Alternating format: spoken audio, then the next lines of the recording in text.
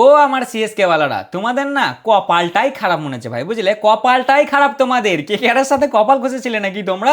ইয়ার প্রথম দিন আমাদের ছোটে মিয়া কিং কোহলি ভাই কি মারটাই না দিলে এসআরএইচকে। হ্যাঁ, এক তরফা ম্যাচ জিতে গেল ভাই, 38 বলে 69 রান, ফুল মাহল সেট করে দিলে ছোটে মিয়া।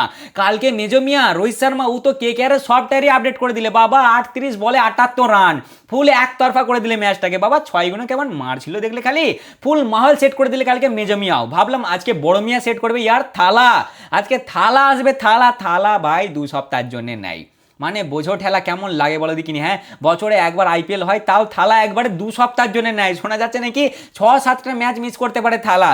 শুধু থালা গেলে তো হয় তোমাদের বেবি এবি ডিওয়াল্ড ব্রেভি, সেও আজকের ম্যাচে খেলবে না, তার ভাই পাঁজরে লেগেছে। লাও বোঝো ঠেলা, শোনা যাচ্ছে সেও 2-3টে ম্যাচের জন্য মিস করতে পারে। ঠিক আছে, তোমাদের স্পেন্সার জনসন, নেথান এলিস তো একই রুল আউট হয়ে গেছে, স্পেন্সার জনসনও নাকি শোনা যাচ্ছে যে 6-7টা ম্যাচ মিস করতে পারে। মানে কি ভাই, এটা চেন্নাই সুপার কিং নাকি ইঞ্জুরি সুপার কিং গো? হ্যাঁ, এটা হচ্ছেটা কি ভাই বলো দেখিনি? এরকম করলে কি করে হবে? কেকেআর আজকে একদম, কেকেআর কেন সরি সিএসকে একদম ফুল ফ্রেশ একটা টিম নিয়ে নামবে।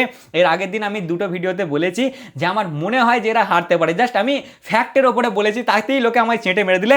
আজকে আমি বলছি ভাই আমাকে সিএসকে এর চাপ লাগছে, কারণ এই দুটো দলের মধ্যে লাস্ট 10টি ম্যাচে সিএসকে 2টো জিতেছে এবং আর 8টা জিতেছে। তাই এইবারেও আমার মনে হচ্ছে রাজস্থানে জিতে চলেছে। তোমাদের কি মনে হয় কে জিতছে আজকের ম্যাচ? অবশ্যই কমেন্টে জানাবে।